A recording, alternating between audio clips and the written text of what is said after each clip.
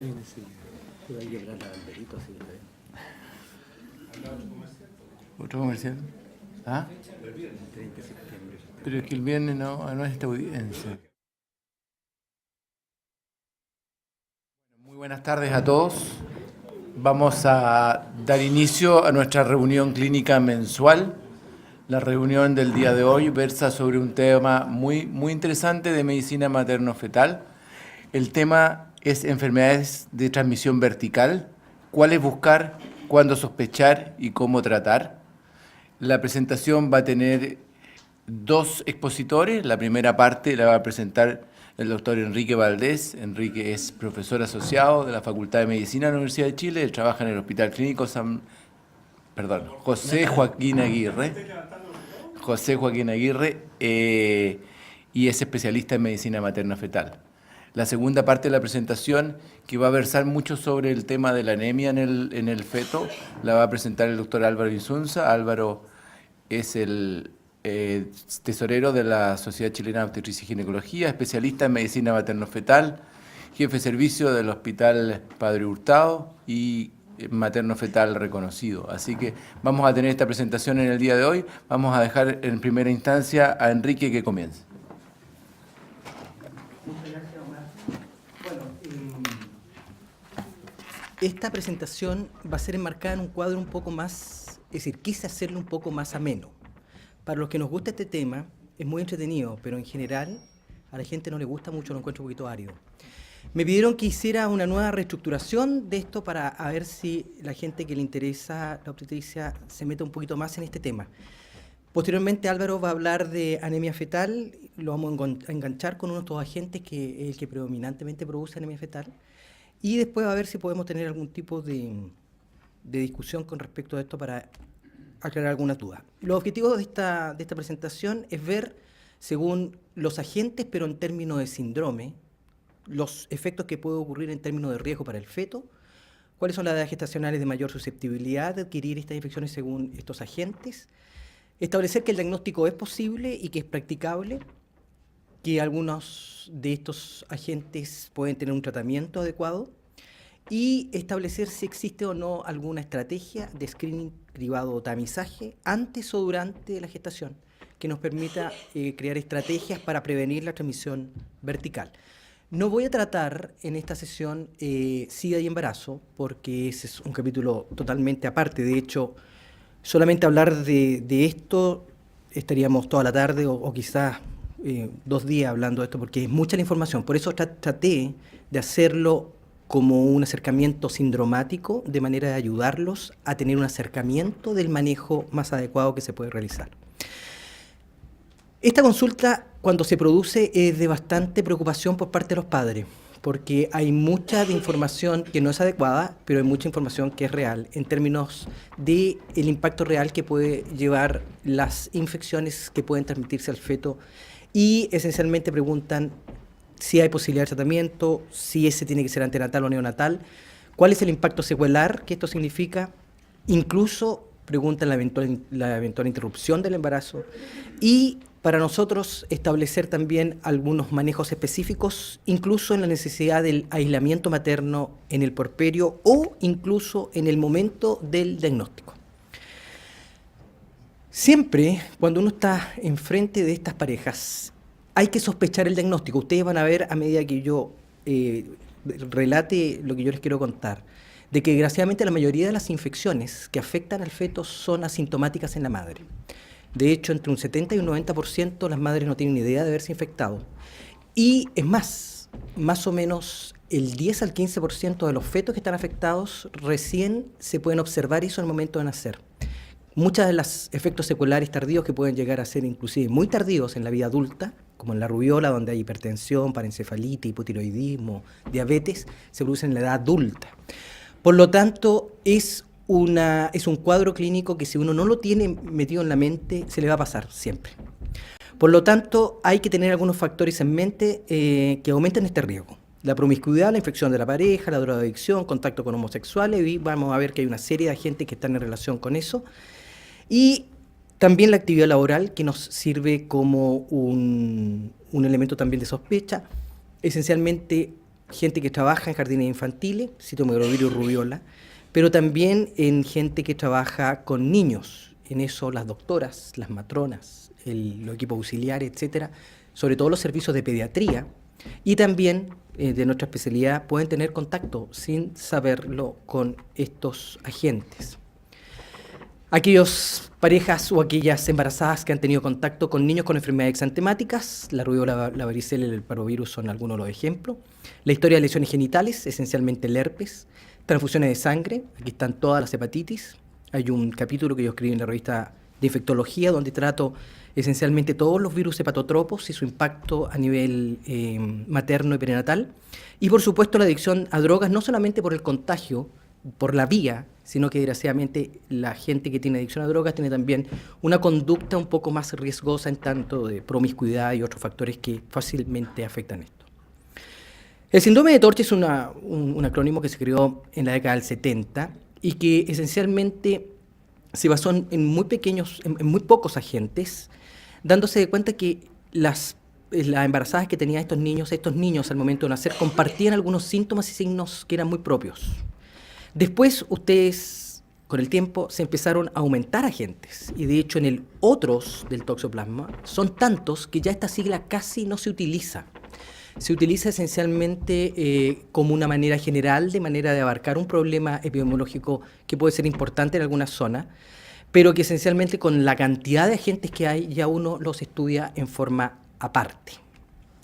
¿Cuáles son las características clínicas en neonato que nos tienen que hacer pensar en forma de extrapolar a lo que nosotros deberíamos tratar de ubicar en una ecografía adecuada? Bajo peso y prematuridad son las cosas que están más asociadas al síndrome de Torch, pero hay que tener claro de que el bajo peso no es esencialmente el que nosotros acostumbramos a ver, que es la restricción de crecimiento intrauterino. No necesariamente son percentiles bajo el 10, ni bajo el 5, ni bajo el 3. Ustedes van a ver que después en algunos agentes nos puede ayudar eso, pero en general son fetos que han disminuido su curva de crecimiento, más o menos más allá del 25% se dice en respecto de una ecografía seguida de entre 15 a 20 días de la ecografía de control. Hay hepatosplenomegalia que ya se puede ver en forma de la ecografía. Hay anemia que indirectamente Álvaro les va a hablar de que se puede realizar perfectamente el diagnóstico. Hay una serie de elementos que nos pueden también orientar. Muy típicamente son las microcefalias, las hidrocefalias, las calcificaciones periventriculares, las calcificaciones intraparenquimatosas, las calcificaciones a nivel de hígado, de intestino, muchas veces acompañadas de otros rasgos muy típicos, que incluso la catarata se puede ver también en la ecografía, aunque van a ver que dependiendo de la gente vamos a pedir otros exámenes que son un poquito más específicos que nos permiten orientar a lo que nosotros queremos ver un poquito más tardíamente en los trimestres. Las coriorretinitis, las neumonitis y estas cosas sí se ven como una afectación neonatal. Desgraciadamente, estas patologías en general no son de notificación obligatoria, por eso cuesta mucho tratar de controlarlas. Claramente tenemos un menor impacto en los países que tenemos un buen andamiaje de salud pública esencialmente preventivo, con los sistemas de vacunación que nos ayudan mucho a disminuir los riesgos, pero se dice que en general la prevalencia de la infección materna activa está alrededor del 17%, y esto hay que dividirlo en la primoinfección y en la recurrencia porque no es lo mismo. En la primoinfección claramente aumentan mucho más los riesgos que en la recurrencia, más o menos 10 veces más. Ustedes van a ver posteriormente que yo les voy a decir algunas maneras fisiopatológicas, patogénicas y inmunológicas por qué la primoinfección es más importante que la recurrencia.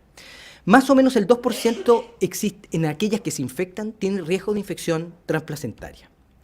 Y el 10% se produce en el momento perinatal, entendido en el momento que está digamos, delimitado por el periparto, digámoslo de una manera, que es actualmente cómo se diferencia las infecciones connatales, que son aquellas que son esencialmente congénitas, que la gente llama congénita, y que es un término que todavía se utiliza, y las que son perinatales de sí, que son más relacionadas al parto. Y por supuesto que la frecuencia depende de la etiología, de la seroprevalencia de cada enfermedad, y muchas de ellas del clima y de la estación del año.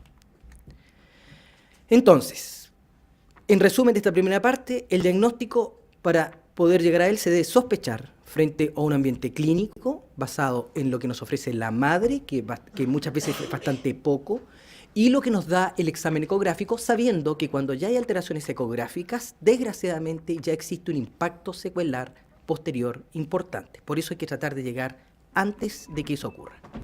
La respuesta inmune durante el embarazo varía con respecto a la paciente que no es embarazada. En la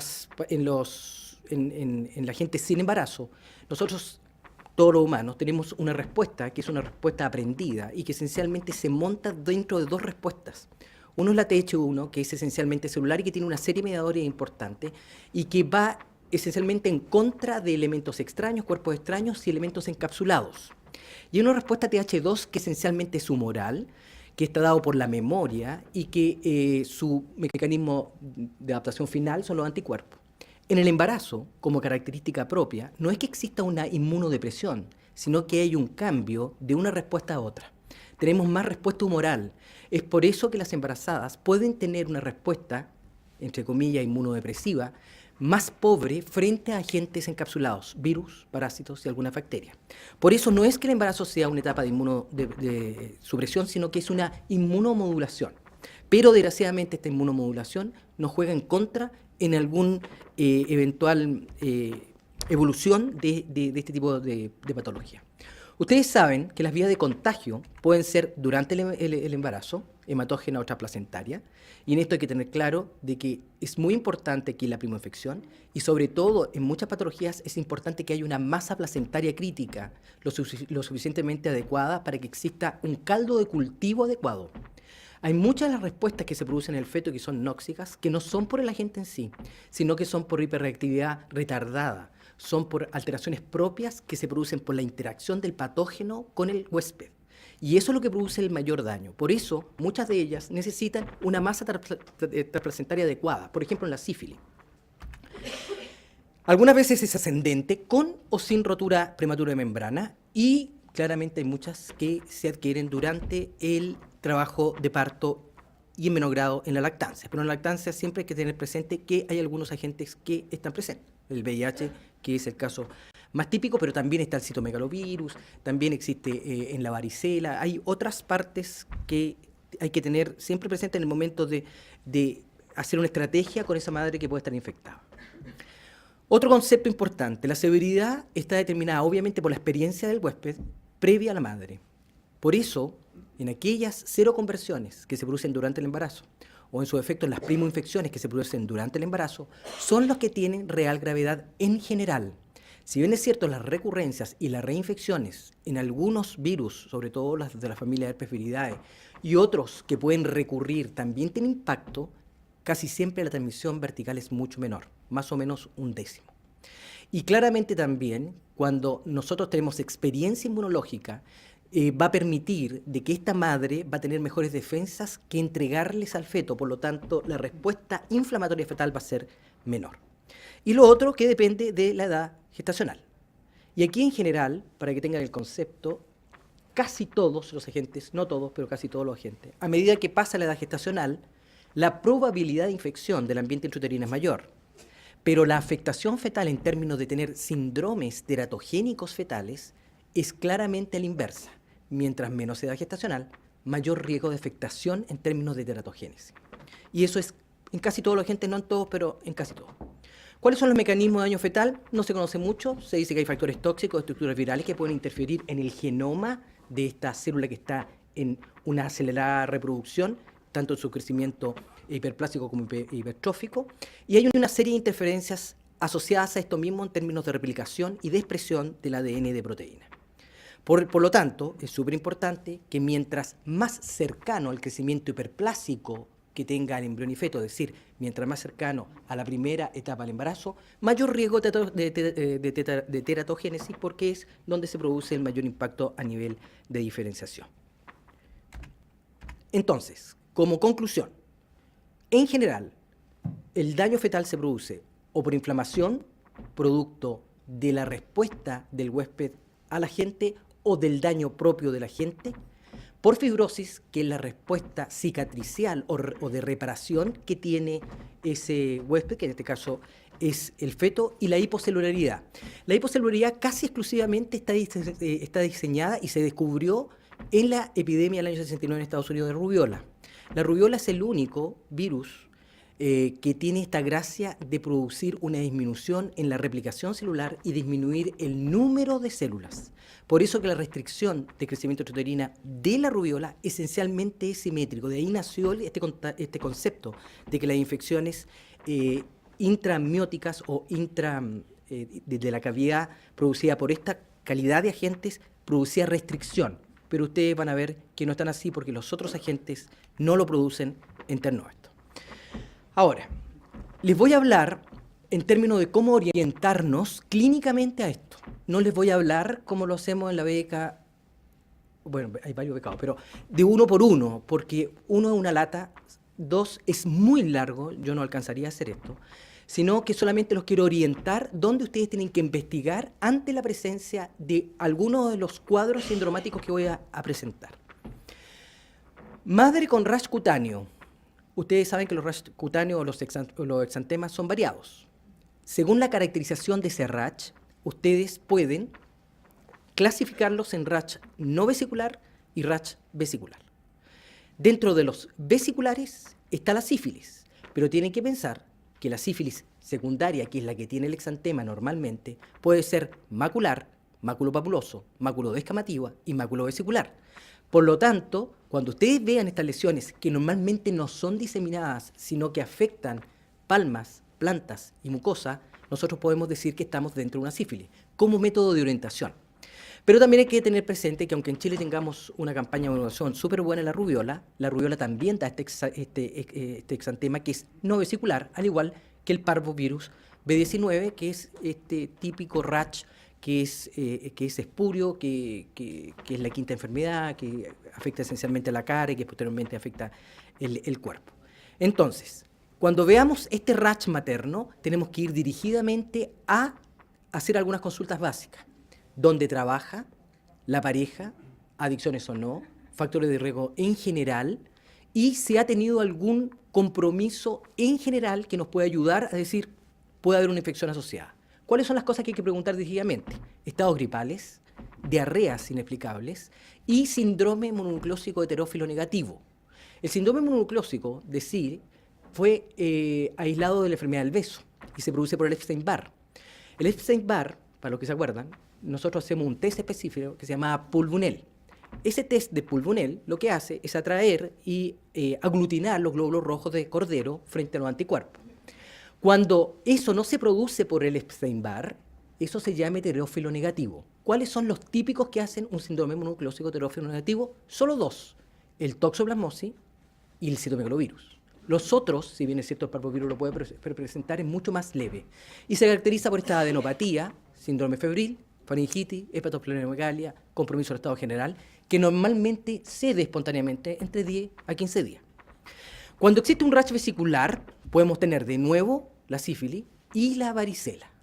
Vamos a ver un poquito de la varicela, porque la varicela tiene algunas cosas importantes que se deben conocer y que es bueno proponer algunas conductas, sobre todo cuando estamos expuestos a salas de atención, salas de espera, porque tiene gran infectividad. Vamos a ver qué estudios vamos a hacer cuando tengamos marcadores serológicos, marcadores ecográficos. Entonces vamos a ver cuáles son los marcadores ecográficos típicos que nos podemos encontrar en una ecografía. Hay diferentes marcadores dependiendo de la edad gestacional. En general, los secuelares son más tardíos, se producen en la última mitad del segundo trimestre y en el tercer trimestre. ¿Cuáles son? Partiendo la cabeza, microcefalia, calcificaciones, intraparenchymatosas o periventriculares. Por encefalia, pueden haber alteraciones también en lo que es el tálamo.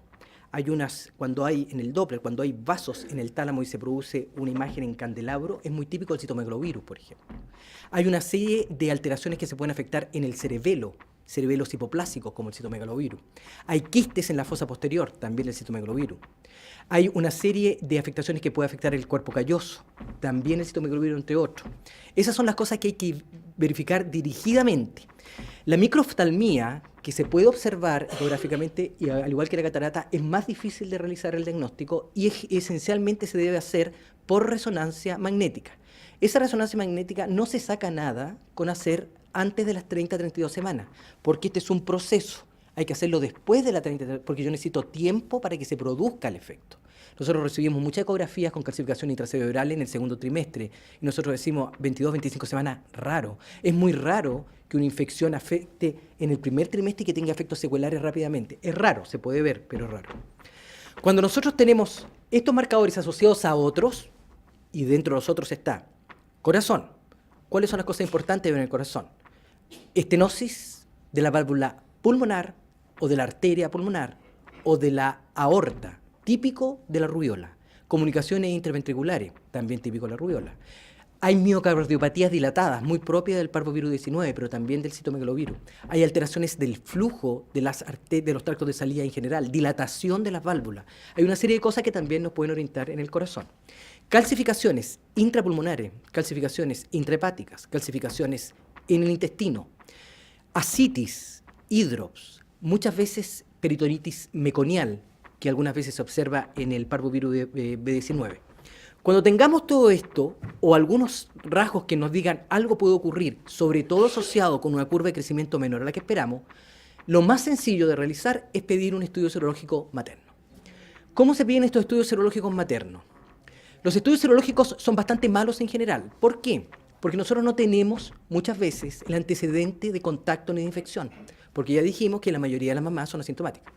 Segundo, nos llega un examen que casi siempre es extemporáneo, de mucho tiempo, porque viene derivada de mucha gente, y para que sea válido, yo tengo que interpretar tanto la IgM como la IgG.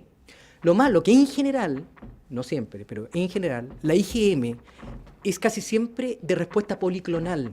Cuando uno tiene una gripe, la IgM normalmente responde en forma de gatillaje.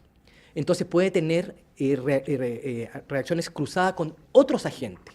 Por eso la sensibilidad de la IgM en general es mala, no supera el 30-40%. En el parvovirus 19 característicamente es muy mala, 25%. Lo que es peor, en el parvovirus 19 a las 2 o 3 semanas puede estar negativo el IgM, diciéndome falsamente de que la infección de que yo estoy viendo por todos los marcadores sugerentes no se debe al parvovirus. Y hay que tener presente la duración de esta IgM. En general la IgM, dependiendo de la gente, puede durar 6 semanas, 8 semanas, 12 semanas, meses, año, un año, por ejemplo en el toxoplasma. Pero algunas son de corta duración. Cuando yo tomo una IgG positiva, siempre tengo que tener presente que esa IgG positiva puede ser solamente de memoria, pero algunas veces solo con IgG positiva y aún con IgM negativa, si yo no le he dado el tiempo suficiente para que se positivice, puedo interpretar falsamente que es una infección antigua, siendo que es una infección que está en transcurso, que pronto va a salir. Es por eso que algunas escuelas proponen el tomar exámenes en suero agudo y en suero convaleciente. Es decir, tomarlo en una etapa y entre los 15 a 21 días repetirlo y comparar los títulos. Si hay aumento de título, se dice sobre 4 diluciones, yo estaría más proclive a pensar que sí existe infección y de ahí para adelante ver si es necesario o no hacer algún examen invasivo que me permita identificar mejor lo que voy a hacer y sobre todo etapificar algún tipo de tratamiento. Entonces, ¿quedó más o menos claro eso? Cuando nosotros tenemos marcadores ecográficos que pueden ser sugerentes, yo les sugiero pedir esta batería. Nunca se olviden de la sífilis. La sífilis en Chile, aunque ustedes no lo crean, está aumentando. De hecho, ya yo creo que se dieron cuenta, el BRL ya no se pide en el primer trimestre y en el segundo, sino se pide en el primero, segundo, tercero, en el momento del parto. Hay que siempre tenerlo presente. La sífilis incluso produce anemia. Álvaro yo creo que nos va a contar. Produce anemia y hay que tenerlo presente también cuando hay una arteria cerebral media con un pic sistólico máximo sobre el 1,5 mom. Hay que tenerlo presente.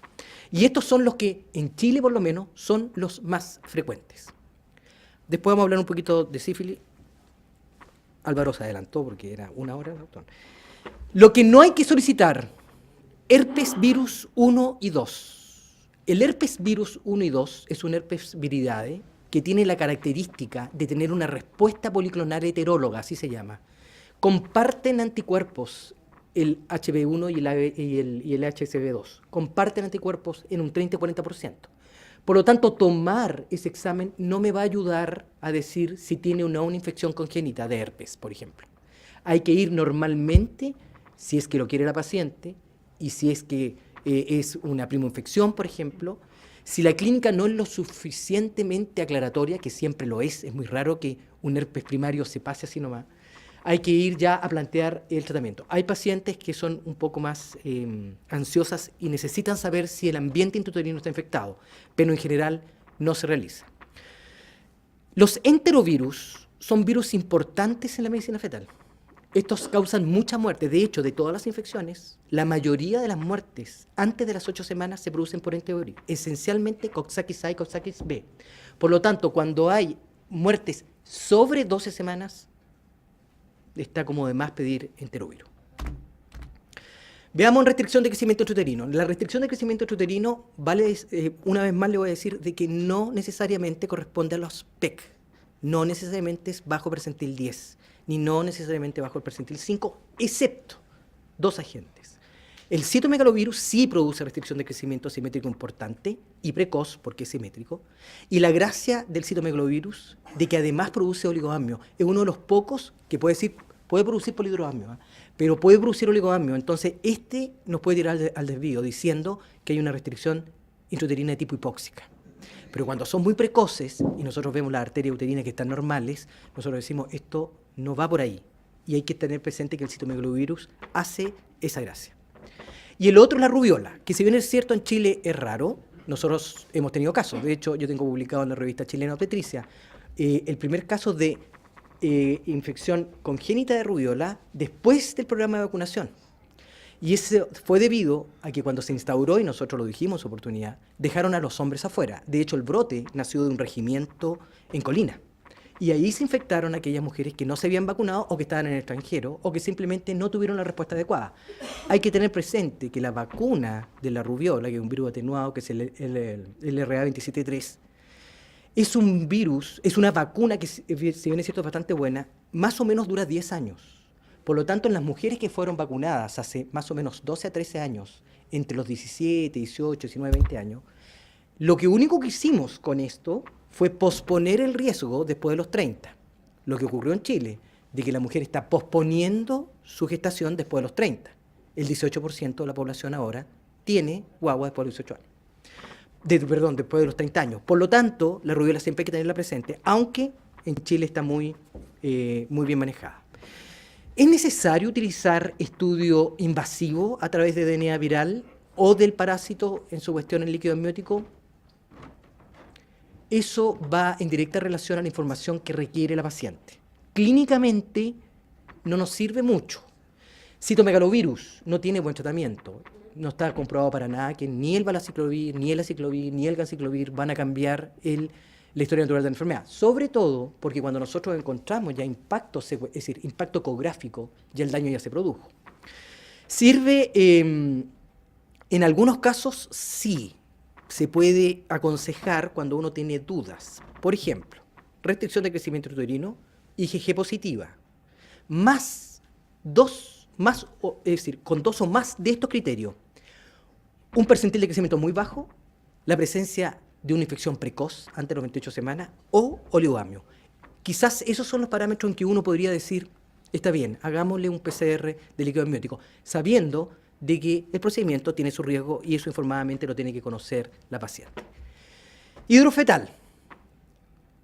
¿Hay que pedir serología materna? Sí. ¿Cuáles normalmente producen hidrofetal? Que puede estar acompañado de placentomegalia o no, que puede estar acompañado de polidroamios o no. La toxoplasmosis.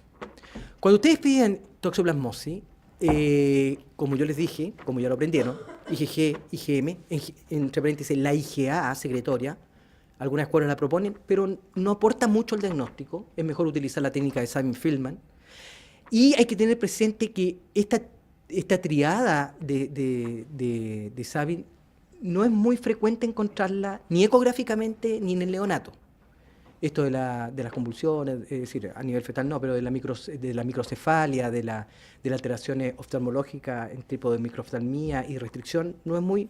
Solo el 4% de toda la población que tiene citomegalovirus lo presenta. Incluso aquellas que tienen enfermedad de inclusión citomegálica, que es la grave, que se presenta en el 10 al 15% de la población y que tiene muy mal pronóstico neonatal.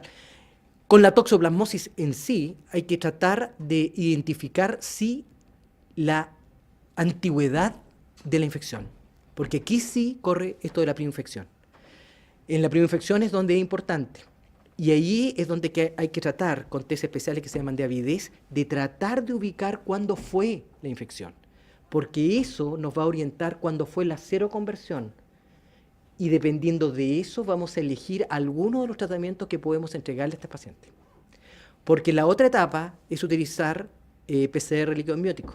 Nosotros fuimos el primero en utilizar la amplificación del gen B2 en el diagnóstico de la toxoplasmosis intrauterina. Pero ese solamente lo hace, de hecho, la Occidente, nosotros San Juan de Dios. Pero es un examen que normalmente ya es tardío porque encontramos pesquisa de patología intrauterina, vimos calcificación y otras cosas. Hidrops también puede tener el citomegalovirus, la rubiola, el parvovirus B19, que es el más típico de todo, y una vez más, la sífilis. No olviden a la sífilis. ¿Cuáles son las que hay que utilizar cuando uno tiene dudas en términos de PCR? Esas, toxoplasmosis, citomegalovirus, el herpes 1 y 2, que es la única manera de tener alguna sospecha que pueda haber una infección transplacentaria por herpes.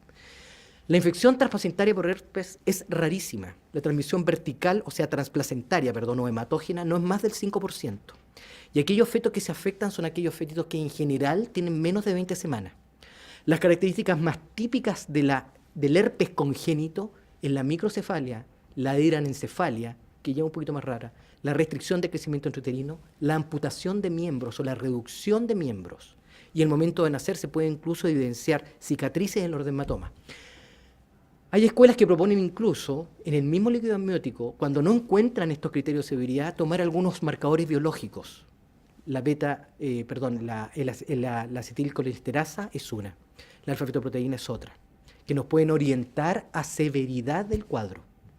Otros, por ejemplo, estos mismos marcadores biológicos los tratan de proponer en el citomegalovirus, cuando tienen duda de la real afectación, cuando hay un cuadro compatible materno-infección, pero no tengo la información para darle si existe o no un efecto secuelar de sordera, por ejemplo, la madre en relación a riesgo.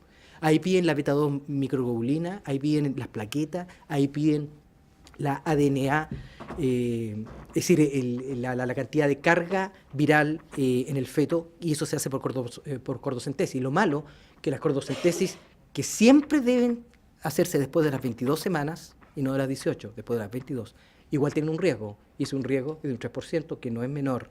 Yo le digo el riesgo mayor, es de 1 o 3%, pero el riesgo mayor es de un 3%.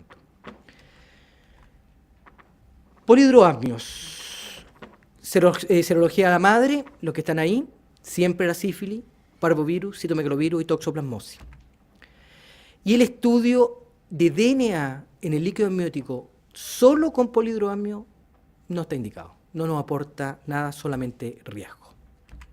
Ya, y ahora vamos a enganchar a Álvaro de los fetos anémicos. Los fetos anémicos en lo relacionado a infección se pueden encontrar en estos 4 agentes. El toxoplasmosis, que es más raro, se produce anemia entre el 10 al 12%, nunca tan importante, pero puede ocurrir incluso el hidrops, asociado a 2 efectos, uno a la anemia, pero también a la miocardiopatía. Puede haber también hepatosplenomegalia en la toxoplasmosis, el parvovirus B19, que es el agente más importante claramente, que produce de todos los hidrops inmunes entre el 18 al 20%, y que tiene como característica que afecta en la etapa pre-hidrops ya la evolución de la arteria cerebral media, por lo tanto podemos llegar muy a tiempo. El citomegalovirus, sobre todo cuando hay un oligoamnios idiopático asociado, siempre hay que medir la arteria cerebral media, y la sífilis, que puede estar presente la anemia entre un 12 a un 20%. ¿Cuándo se va a hacer estudio de DNA? Si es que es necesario, en la toxoplasmosis, que esencialmente nos va a orientar qué tipo de tratamiento vamos a utilizar, y en el citomegalovirus, esencialmente cuando la madre quiere mayor información. Yo insisto de que esta técnica en citomegalovirus, con los métodos actuales que tenemos de serología, es un poquito inoficioso. No le podemos ofrecer muchas cosas a ese feto. Y como en Chile no está legalizado el aborto, en los países que sí lo está, piden esto para interrumpir el embarazo. Esa es la idea, digamos.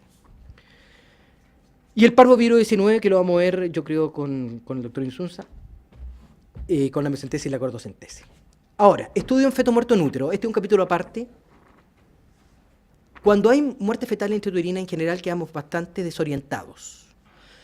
Yo propongo estudiar después de las 12 semanas. Antes de las 12 semanas son muy pocos los agentes, a no ser que sean los enterovirus responsables de muerte. Pero en general, sobre las 12 semanas, las cosas que tenemos que estudiar es la toxoplasmosis, el citomegalovirus, la rubiola, el parvovirus y la sífilis. Y la placenta, aquí es súper importante tener una buena muestra. La mejor muestra es un cuadradito, que puede ser de 1 centímetro cuadrado, que tome parte de la base del cordón, parte de membranas y parte de la placenta, de corion en sí. Esa es la mejor muestra. Esto del talón de Aquiles y esas cosas, tiene tanto para estudio genético como para el microbiológico bastante mal rendimiento. Cuando están macerados los fetos en general, mal rendimiento el feto, buen rendimiento la membrana. Si es que por algún motivo tienen el acceso de, antes de interrumpir el embarazo, poder hacer una miocentesis y sacar líquido amniótico, muy buena idea. Si es que la madre lo acepta en general. Las cosas que sí hay que evaluar, ojalá, es el citomegalovirus, el parvovirus 19, y dependiendo de la clínica o no, el herpes, la varicela y la toxoplasmosis.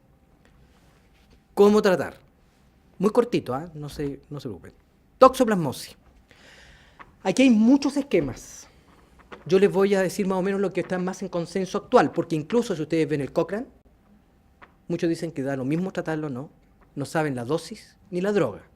Pero con lo que se ha acumulado hasta ahora, al parecer una buena idea de tratar sería la siguiente. Primero, tratar de identificar si existe primoinfección, con o sin clínicas asociadas, con o sin síndrome mononucleósico infeccioso asociado. Ver todo el ambiente epidemiológico que tiene la paciente, veterinaria, la gente que come carne cruda, sushi, todas las cuestiones crudas, eso nos sirven para identificar. Si yo tengo sospecha por el ambiente serológico de que existe una infección por toxoplasma, o sea, IgG positiva, IgM positiva y ojalá con titulación de Sabin-Filman, yo más o menos tengo la seguridad de que esa mujer puede estar infectada. Si yo no tengo idea cuando comenzó la infección, y como ya les dije anteriormente, le pido de nuevo una nueva muestra en suero convaleciente, entre 15 a 21 días después. Y en ese mismo momento pido la avidez de la IgG. Con altos niveles madurativos de IgG, yo puedo empezar a más o menos sondear cuándo fue la infección. Con sobre 45% de avidez en el toxoplasmosis, en general la infección ocurrió más allá de 40 semanas, con lo cual estamos más o menos bien. Bajo 20, la infección puede haber sido antes de las 12 semanas. La espiromicina se trata a toda paciente que tiene serología positiva en espera de confirmar con esta nueva serología qué pasó con la infección y con la probable estudio del líquido amniótico. Si el líquido amniótico me sale positivo, yo cambio la espiromicina y hago el tratamiento triasociado con primetamina, 50 miligramos. Bueno, es diferente esquema, no lo voy a atiborrar con eso. Primetamina, sulfadecina más ácido folínico, que puede ser o no intercalado con espiromicina. Lo que sí es claro que hay que mantenerlo durante todo el embarazo, ¿correcto? Si es que líquido amniótico es positivo. Si líquido amniótico es negativo, yo podría seguir con espiromicina. Hay una serie de trabajos que dicen que a pesar de que yo esté tardío en el tratamiento, puedo seguir evitando otros efectos secuelarios propios de la reactivación celular por la respuesta inmune del huésped. Por eso algunos dicen que igual es bueno utilizar este triasociado. Lo malo de que el triasociado produce anemia plástica. Por eso el ácido folínico nos ayuda a rescatarlo. Cuando nosotros lo hablamos con los hematólogos, ellos con las dosis que utilizamos nosotros de ácido folínico, que es de 15 miligramos, nunca han visto una plasia. Nosotros tampoco, pero no vemos a cada rato toxoplasmosis, ni mucho menos. Por lo tanto, si el líquido amniótico es positivo, tiene que ser intercalado si quieren, pero durante todo el embarazo. Si es negativo, pero ustedes tienen la certeza que la seroconversión se produjo durante el embarazo, seguimos con el triasociado. Si tienen duda por la avidez, si hubo o no seroconversión, igual yo creo que hay que tratarlo con el triasociado en forma intercalada. ¿Correcto? Varicela. La varicela es un campo diferente. Hay una varicela congénita, es cierto, como ya se los mencioné. La varicela es una herpes viroideae que tiene unas características bastante especiales. Por ejemplo, su periodo de incubación es errático y de hecho cursa con 2 viremias, una que se produce entre el 4.º y el 8.º día y otra entre el 12 y el 15 día. La infección mayor y el mayor riesgo de infección tanto mancomunitaria como fetal se produce en la segunda viremia y en la primera etapa del exantema vesiculoso hasta la etapa de costra, que más o menos está entre los 7 y 10 días. Por lo tanto, cuando hay exposición, y se llama exposición cara a cara, o aquella exposición donde el sujeto enfermo estuvo más allá de 15 minutos con el objetivo target, o sea, con la mujer embarazada, nosotros podríamos tomar algunas medidas para tratar de prevenir que haga la varicela. Unos proponen la gamaglobulina hiperinmune. La gamaglobulina hiperinmune en Chile no existe, está la polivalente. Si bien es cierto, tiene una acción la polivalente y tiene una sensibilidad de 55-65%, cuando existe ya infección y yo la pongo, eso no va a disminuir el riesgo de varicela congénita. ¿Correcto? Pero sí, la niña con varicela, casi todos los adultos cuando hacen enfermedades exantemáticas son más severas, pero aquí las que más nos preocupan son las que producen mortalidad. Neumonía, encefalitis, hepatitis, RACH, coagulación intravascular diseminada por trombocitopenia, asociación muy frecuente que se produce durante el parto, tiempo que es crucial en la varicela, porque la varicela más grave es la que se infecta en el periodo periparto, es la que ocurre cuando el exantema se produce 5 días antes o 2 días después del parto. Por lo tanto, hay que tener en cuenta de que si yo quiero prevenir, no solamente tengo que prevenir lo que es materno, sino que también fetal. Dentro de lo materno, que es la neumonía la que más nos preocupa, se pueden utilizar esquemas de aciclovir, que pueden ser vía oral, o valaciclovir, también vía oral. Pero hay otros esquemas que son endovenosos. Dependiendo del riesgo que nosotros encontremos en esa paciente, vamos a utilizar un esquema u otro. ¿Cuáles son los riesgos de las pacientes que tienen varicela y que aumentan el riesgo de neumonía? Fumadoras, pacientes con enfermedad bronquial obstructiva crónica, pacientes que tienen varicela con muchas lesiones en el cuerpo, se dice sobre 100, pacientes que tienen gran compromiso respiratorio, tos seca, y que tienen mucha fiebre que no cede. Esos hay que tratar de prevenir que se compliquen, y en eso podría estar indicado o el aciclovir, en la dosis que yo les digo, o el valaciclovir. Si tiene ya neumonía, entre paréntesis, la varicela es muy contagiosa. De hecho, se dice que es la enfermedad exantemática más contagiosa de todos. Ojalá que no esté en una sala con las otras mamás. Entonces, en la sala de espera hay que aislarla, y de hecho hay que ponerle una mascarilla. Y la mascarilla tiene que ser la P95, o sea, la que impide el flujo aerosol pequeño, porque esa es la que afecta. La varicela, sarampión, tuberculosis, ¿se acuerdan de eso? Esas son las 3 que necesitan esta mascarilla especial. Y ojalá, si no tiene ninguna indicación de tratamiento, darla de alta rapidito y que vuelva 15 días después, a no ser que comience o con dificultad respiratoria o con fiebre que no se puede tratar. ¿Cuándo se debe hospitalizar? Ya con compromiso claro, sistémico, por neumonía, por rash hemorrágico, por una fiebre persistente o por lesiones cutáneas demasiado extensas. Siempre teniendo claro de que estas lesiones se pueden infectar, y es por eso que hay que tener un tratamiento tópico especial evitando la sobreinfección bacteriana. Vamos a hablar del herpes. El herpes el herpes hay que verlo de una manera un poco diferente como estamos acostumbrados. El herpes, que puede ser herpes tipo 1 y tipo 2, en general el herpes tipo 1 es el que nosotros nos contagiamos cuando somos niños. De hecho, más o menos entre el 70-75% de la población es seropositiva al herpes tipo 1 y que se manifiesta en un 90% de los casos solamente por una gingivostomatitis o el herpes labial típico.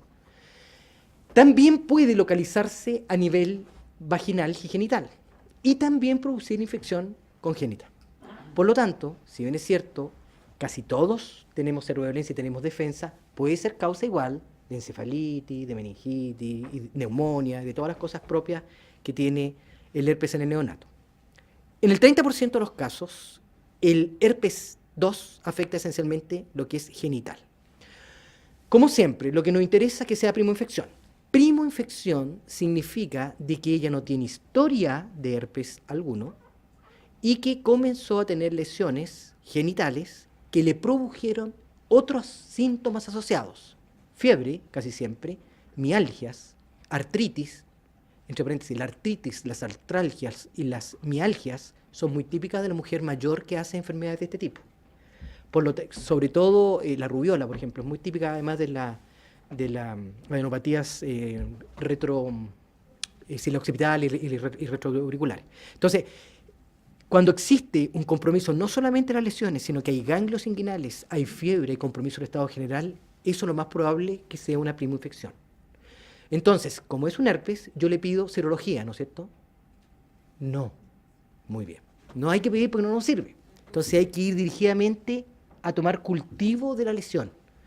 No es el test de Zank, que es bastante malo en sensibilidad y pesquisa, sino es el cultivo celular de herpes. Ese es el que nos sirve, ¿correcto? Por lo tanto, si es una primoinfección, nosotros tenemos que tratarla como tal, y ese es el esquema que yo propongo, que realmente normalmente se hace, no importando el trimestre donde se produzca la infección. Si es una primoinfección, se sugiere un segundo tratamiento que los españoles llaman pauta supresora, que comienza a las 36 semanas hasta el parto, para evitar que hayan recolonizaciones o recurrencias de los herpes y evitar el contagio por vía vaginal, tratando de que el parto vaginal sea posible, ¿correcto? La otra posibilidad es que no sea una primoinfección por herpes, sino que sea una lesión herpética genital no primaria. Eso ocurre cuando las pacientes tienen anticuerpos enterólogos por HBsA1, yo les dije que compartían anticuerpos, ¿se acuerdan? Y en esos casos no es una primoinfección y el riesgo de transmisión al feto es mucho menor, no más allá de un 2 a 3%. En la primoinfección, con parto vaginal o rotura prematura, el riesgo es de 40 a 50%, es muy alto, mientras que en la recurrencia no es tanto. Por eso hay gente que simplemente no lo trata, o si lo trata, usa estos regímenes muy acortados. También hacen esta pauta supresora a partir de las 36 semanas en aquellas pacientes que tienen herpes recurrente y se reserva la operación cesárea solamente si tiene lesiones activas o si tiene lesiones prodrómicas, es decir, quemazón, dolor, etc. No hay que tomar cultivos vaginales como screening, no sirve. Y terminamos, ojalá, con la sífilis. No les voy a pasar toda la sífilis, solamente les voy a decir cómo se trata. La sífilis primaria, secundaria y latente precoz, ¿se acuerdan que la sífilis primaria es la que tiene el chancro, que dura 2 a 4 semanas, que puede estar en cualquier lugar, entonces es difícil muchas veces de visualizar, puede ser rectal, sublingual, al fondo de la vagina, es difícil pesquisar. Después de 2 a 4 semanas se pasa solo, inclusive puede ser a 6 semanas, después aparece una nueva lesión que es la secundaria, donde están estas efélides y esta exantema que yo les dije en algunos casos, y que después pasan a una sífilis latente. Y esta sífilis latente puede ser precoz o tardía, y esa definición es absolutamente serológica. Si es menor de 1 año, es precoz. Si es mayor de 1 año, es tardía. Pero hay muchas pacientes que no tenemos idea cuándo comenzó. Cuando existe eso y no tenemos idea, siempre se considera tardía, o se considera terciaria o incluso cuaternaria cuando afecta al sistema nervioso central. ¿Cuánto es el esquema propuesto? Penicilina G benzatina, 2,4 millones, una sola dosis en el caso que sea primaria, secundaria o latente precoz. Pero cuando coexiste con el VIH, que es bastante frecuente, desgraciadamente, al igual que la tuberculosis con VIH, nosotros tenemos que sumar más dosis y se hace una semanal por 3 semanas. La sífilis tardía o latente tardía, la terciaria y la cuaternaria, que es la neurosífilis, esa se utiliza 2,4 millones, una dosis por 3 semanas, igual que en el caso de si estuviera coexistiendo con el VIH. De la sífilis no sirven o son de muy mal rendimiento los antibióticos secundarios, acitromicina, eritromicina y ceftriaxona. Hay que hacer la desensibilización y eso debe ser hospitalizada, ojalá por vía parenteral. Una cosa importante, cuando nosotros tratamos la sífilis, sobre todo en el embarazo de mujer joven, hay mucha reacción que se llama de Harris-Herxheimer. Esta se produce por gran destrucción de treponemas. Y hay un gran compromiso general en el 40% de la embarazada. Fiebre dinámico uterina, muchas veces muerte fetal. Cuando pasa eso, hay que tratar de ingresarlas, hay que usar antipiréticos, hay que usar tocolítico, pero el riesgo-beneficio de tratarlas o de perder el bebé por esta reacción existe, pero el riesgo-beneficio es mejor tratarla que no hacerlo. Entre paréntesis, antes de terminar, acuérdense de que para pedir test de sífilis se dividen en reagínicos y en treponémicos. Los reagínicos, RPR y VDRL, son muy buenos para seguir tratamientos, no tan buenos para hacer el diagnóstico. Cuando yo tengo RPR o VDRL positivo, y acuérdense que el RPR es cualitativo y el VDRL es cuantitativo, el VDRL es el que me da los títulos, yo cuando hago este ejercicio tengo que asociarlo con una prueba treponémica, que puede ser el MHA-TPS o el FTA-ABS. Cada vez se está utilizando menos el FTA-ABS. En los países europeos ya está el ELISA, con medición del IgM y posteriormente IgG, que está en estudio y que parece que tiene tan buena sensibilidad como el VDRL, pero es bastante más caro. Cuando nosotros tratemos las sífilis en general, nosotros tenemos que tener muy presente de que, primero, cuando yo pido un VDRL y la infección es muy reciente, el 25% va a salir negativo a pesar que esté con infección. Y que ese es un efecto que se llama prozona, porque hay demasiados anticuerpos que saturan el medio, se llama prozona. Y también hay que tener presente que una vez positivo, es muy raro que se negativice el VDRL, aunque en el 40% ocurre. Lo importante es que después del tratamiento tiene que ser en valores o en títulos menores de 1 en 8. ¿Cuánto tiempo le voy a dar yo para que ese VDRL sea menor de 1 en 8? En la población en general 6 meses, pero en la embarazada eso no me sirve porque a los 6 meses ya tener agua hace rato. Así que por lo menos en 3 meses, si no tengo que repetir. No sigan pidiéndole FTA-ABS porque va a seguir saliendo positivo. No es para seguir, es para diagnosticar. Eso les quería compartir. Muchas gracias.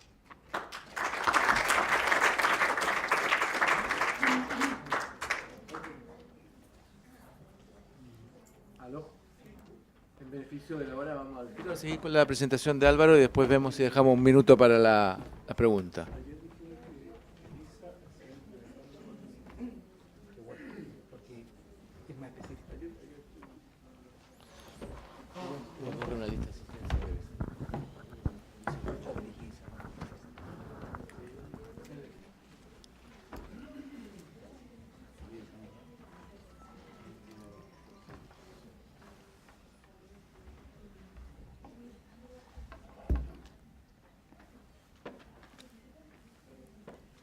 Hola, buenas noches.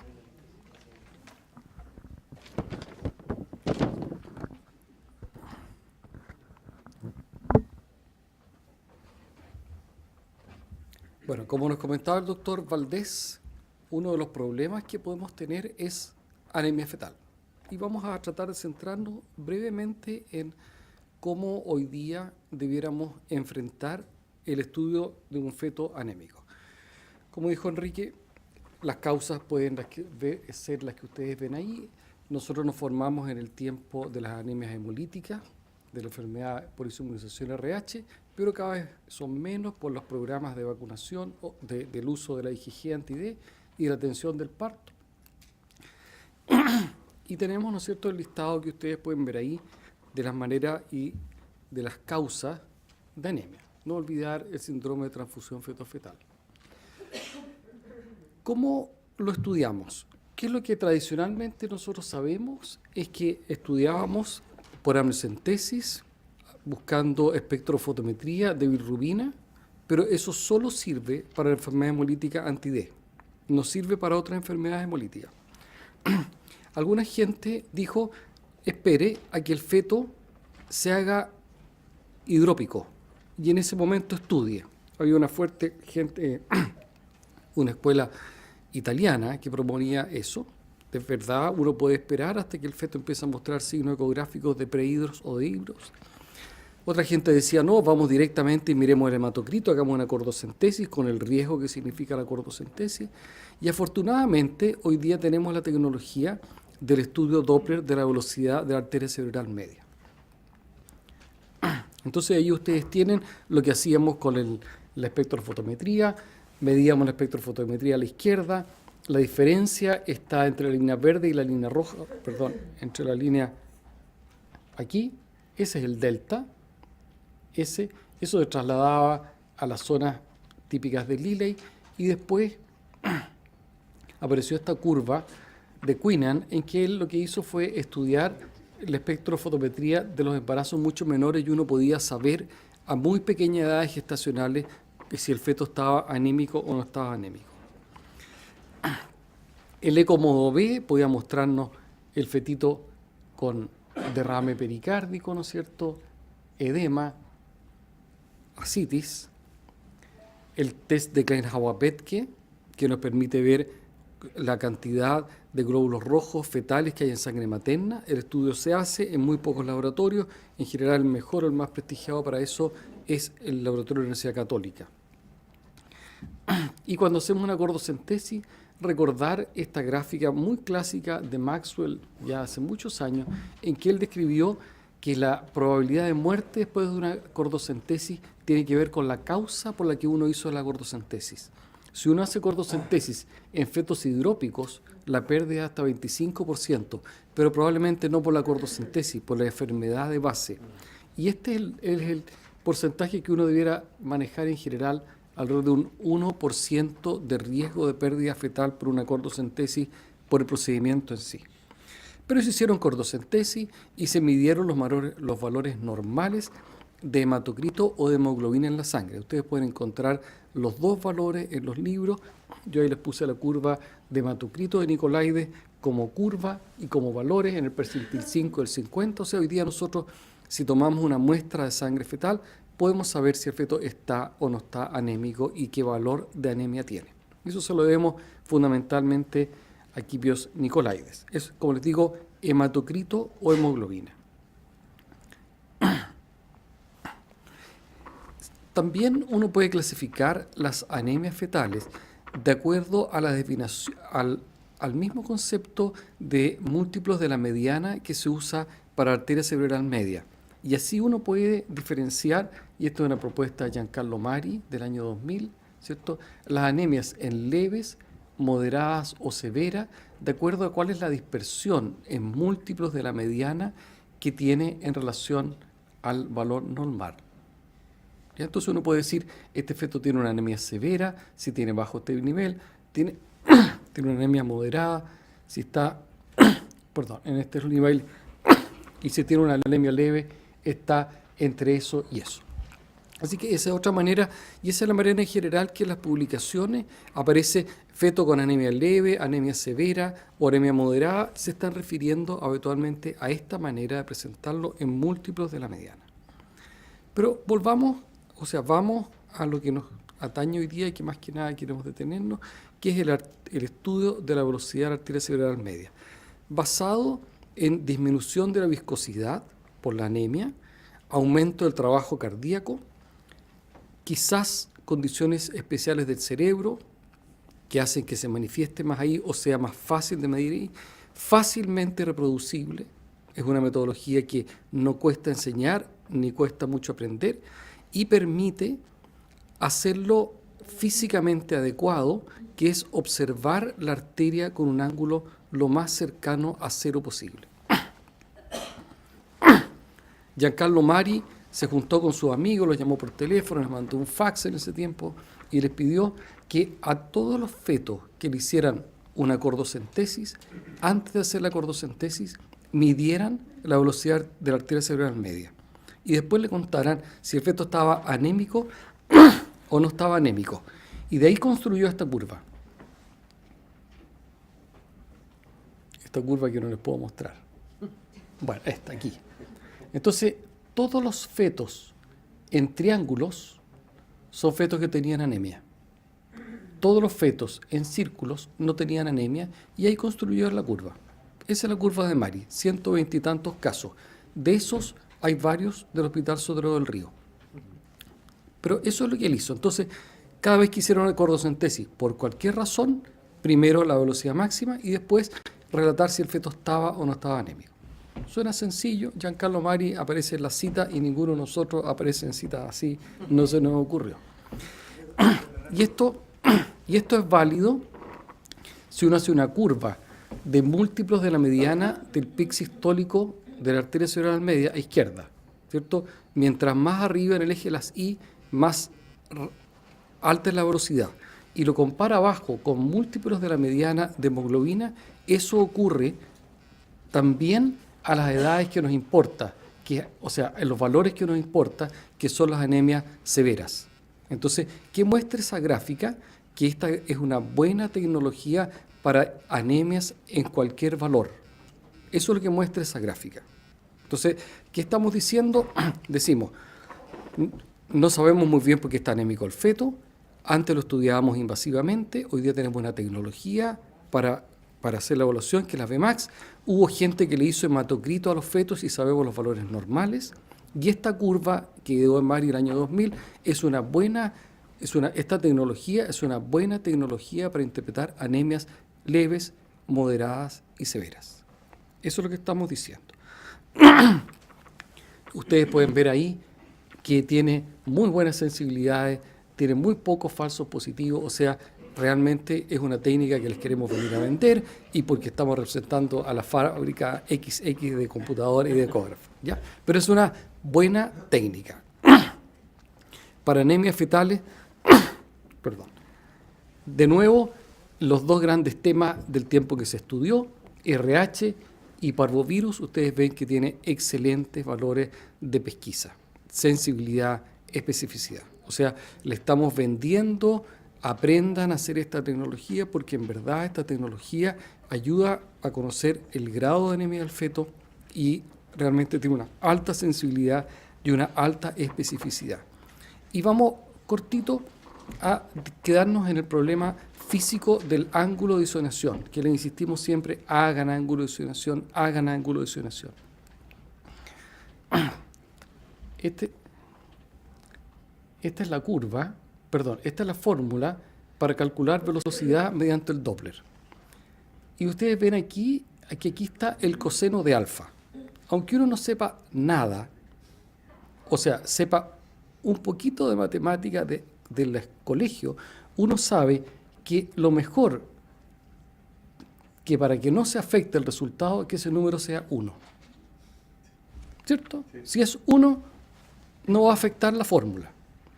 ¿Y cuándo es 1? Cuando el ángulo es 0. Esa es una gráfica de lo que es el coseno. Una fácil gráfica de lo que es el coseno.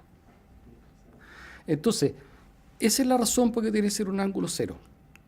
Porque el resultante de la velocidad no va a estar influenciado por el ángulo en que tú te pusiste.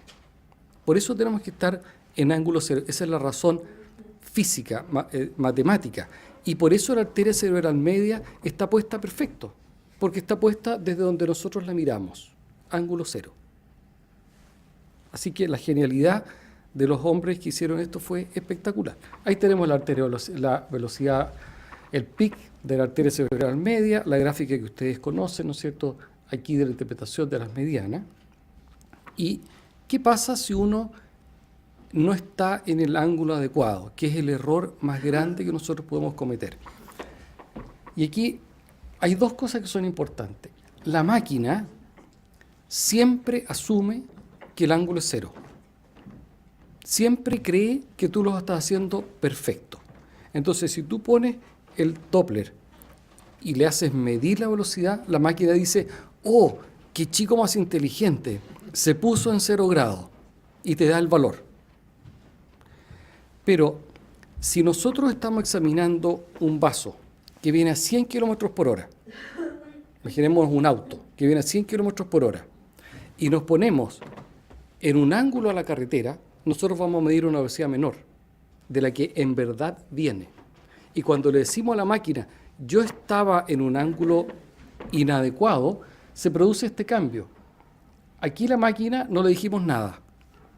Asumió que era 0, 59 centímetros por segundo. Y después le dijimos, no, la verdad es que estamos a 20 grados. Ah, si estás a 20 grados y estás midiendo eso, este objeto en verdad viene a 63 centímetros por segundo. Entonces, cuando uno no conoce esa tecnología ni corrige ángulo, uno está falsamente diagnosticando sanos. Y ese es el mayor grado de equivocación. Y este gráfico acá, esta gráfica también es importante de evaluar, porque si uno está a 1 grado y se equivoca en decirle, le dice que está entre, pongámosle, 0 y 2, con un muy mínimo cambio, aquí en la curva. Pero si uno está a 20 grados y le dice a la máquina que está a 19 o le dice que está a 21 grados, hay una gran dispersión del error, porque uno en verdad nunca sabe si está a 0 grados, uno asume que está a 0. Entonces, ¿qué es lo mejor que uno puede hacer? Ponerse lo más cercano a 0 grados que pueda. Con música, sí. ¿Entendieron eso? Yo creo que eso es lo más importante que queríamos decirle. Entonces, recordar, para hacer esta tecnología necesitamos doppler color. Tenemos que buscar, tal como salen los libros y les tratamos de enseñar, cercano al polígono.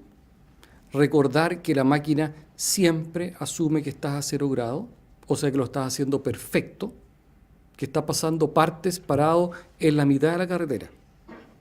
Si ustedes pasan un parte y el carabinero estaba a 4 metros de la carretera y les pasa un parte y le dice que iba a 100 kilómetros por hora, en verdad iban a 120 kilómetros por hora. ¿Ya? Haga corrección de ángulo siempre. Y recuerden, sobre todo los que van a trabajar en lugares más alejados, esta tecnología viene seguida de la confirmación por cordocentesis. Entonces, si ustedes están trabajando en la Isla Mocha y tienen un tremendo ecógrafo ahí, no sirve. Porque después de que el examen está alterado, hay que cruzar el mar, llegar a Concepción, ir a hacerse su cordocentesis. Entonces, esta tecnología es una tecnología que debe ser usada cuando uno tiene muy claro las vías de derivación que tiene.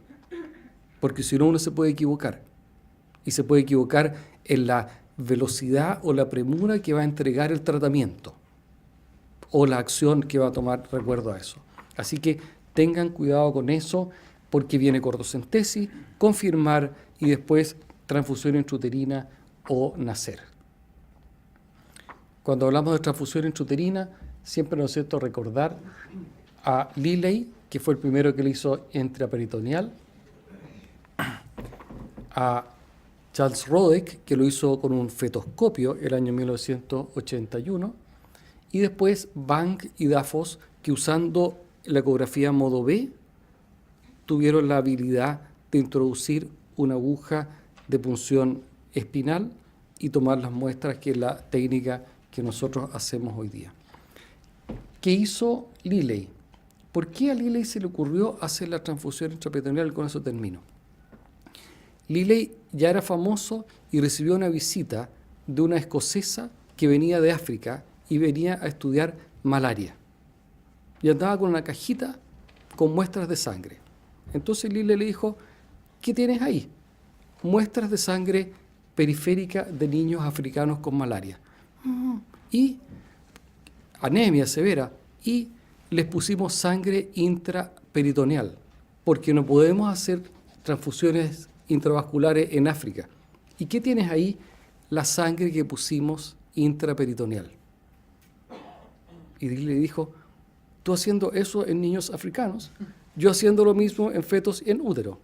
De ahí se le ocurrió la idea de colocar intraperitoneal glóbulos rojos que pasaban a la circulación fetal. De esta casualidad que se produjo, porque le preguntó, ¿qué tú teniendo ahí en cajita? Y la otra le dijo y le contó el cuarto. ¿Ya? Bueno, ¿qué queremos dejarles? Nosotros, muchos de ustedes son becados, se capacitan en esto, pero recuerden las cosas que le estamos diciendo. Ángulo cero y el momento en que uno hace el estudio tiene que ir ligado a la posibilidad de encontrar una solución o ofrecer una terapia si el valor está muy alterado. Si no, uno puede atrasarse en las técnicas de tratamiento que quiere ofrecer.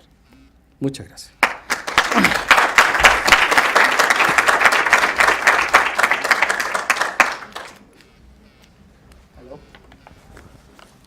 ¿Aló? ¿Se escucha? Vamos a ofrecer la palabra para algunas breves preguntas. Yo antes de ofrecer la palabra quiero agradecer la excelente presentación de los dos expositores del día de hoy y la dedicación con que han traído el tema y la forma de exponerlo en forma tan didáctica y tan dirigida a todos los que están aquí. Y para que ustedes les comenten a los que no están aquí que se están perdiendo oportunidades reales, porque hay dos excelentes profesores con muy buena preparación y se han dado el trabajo de presentar esto de manera extremadamente didáctica. Nosotros con el doctor Cuello aprendimos hoy día también. Doctor, es un honor para nosotros. Sumarme a las felicitaciones de Omar, porque la verdad es que hace tiempo que no escuchábamos este tema y la verdad es que estuvo muy entretenido, tanto infecciones de transmisión vertical como el diagnóstico de la anemia. Gracias. Nosotros vimos la etapa de las curvas del Lille y tener que hacer claro, todo esto que señala, exactamente. y el periodo en el cual Giancarlo Mari probablemente estaba haciendo este reclutamiento en el Sótero del Río, así que lo vivimos en el Sótero sin duda. Una pregunta, doctor Insunza. Esto de poder hacer el diagnóstico, ¿ya? Asumamos que está en la isla de Chiloé y tiene la posibilidad de hacer el diagnóstico. ¿Cuál es la premura? ¿En qué momento? Sí, no hay, por lo menos yo no conozco buenos estudios que te permitan anticipar en cuánto tiempo más, cuando tú estás con la curva, la múltiplo de la mediana, y tomas un valor, no hay buenos estudios que te digan en cuánto tiempo más tienes que repetir el examen. Son puras tentativas. Entonces, hoy día, bueno, no se los dije, pero hoy día la verdad es que uno usa 1.3 múltiplos de la mediana como una alerta. Entonces, en centros relativamente alejados, uno deberá usar 1.3 para la alerta de traslado a los lugares donde pudiera hacerse cordocentesis. Y en la monitorización post-intervención, post-transfusión. Excelente. Es un excelente método para saber cuánto corregiste de la anemia y para volver a decidirla. Durante harto tiempo se estuvo discutiendo qué valor había que usar para eso, pero en general ya toda la gente está de acuerdo en que tú vuelves a 1.5. Para decir, ya no usamos el criterio que usábamos antes, hemólisis de acuerdo a los días que han transcurrido, sino que vamos haciendo Fmax. Te quería preguntar, ¿qué porcentaje de la población tiene IgG positivo para toxo adulta, digamos, en Chile? Sí. Te pregunto porque tú hablaste de Fernanda Foss. En París están enloquecidos haciendo cordocentesis para toxo, teniendo el mismo porcentaje, un 50%. Entonces, ¿qué onda? Y con esas agujas de espinal, digamos. O sea, tú miráis los fetos 10 minutos después y están a borbotones saliendo la sangre. Le preguntaba a Fernanda, ¿qué voy a hacer con esta agua? No, déjala nomás y se mejora solo. En relación a dos cosas, en relación a esto de la medición de la arteria cerebral media para tratar de llegar en etapa prehidro, yo estoy de acuerdo con Álvaro de que en general la enfermedad hemolítica depende mucho de la severidad de la enfermedad hemolítica cuando es relacionada al anti-D. En el parvovirus 19 se propone, cuando las infecciones son entre las 8 y las 12 semanas, la probabilidad de que exista un impacto real en términos de anemia es más o menos un 60-70%. Entre las 12 y las 20 semanas eso baja más o menos un 30-40%. Por lo tanto, cuando las infecciones son antes de las 20 semanas, se propone hacer durante 12 semanas semanalmente la arteria cerebral media. En aquellas que tienen infección intrauterina después de las 24 semanas, se podría hacer la arteria cerebral media quincenalmente. ¿Cuál es el problema de Francia, Bélgica, que son los países que tienen mayor impacto, digamos, en mortalidad con relación al toxoplasmosis? Uno, específicamente, es esto de la comida. Ellos comen mucha cosa cruda y muchas cosas mal cocidas, digamos. Y desgraciadamente, en la época de fertilidad de la mujer, después de los 20 años, más o menos la seroprevalencia de ellos, increíblemente, es menor que la que tenemos nosotros. Ellos tienen más o menos un 50%. Nosotros tenemos 65, 70%. Y nuestra forma de comer ha cambiado, pero cuidado. En Chile se está introduciendo mucho lo que es el sushi, lo que es el ceviche, el carpaccio. No solamente por la parasitosis del sushi, porque más o menos el 60-70% de los restaurantes de sushi no respetan la cadena frío. Y eso está sumamente demostrado.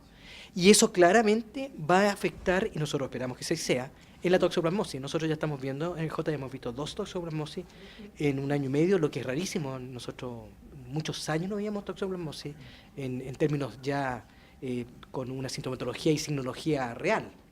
Por lo tanto, yo creo de que eso puede ocurrir, y siempre tener claro de que no hay que matar a los gatos chicos, que solamente hay que tener las cuestiones higiénicas propias, porque solamente con la prevención primaria, que es lavarse bien las manos, de usar guantes, jardinear, etcétera, se previene el 75% de las infecciones por toxoplasmosis.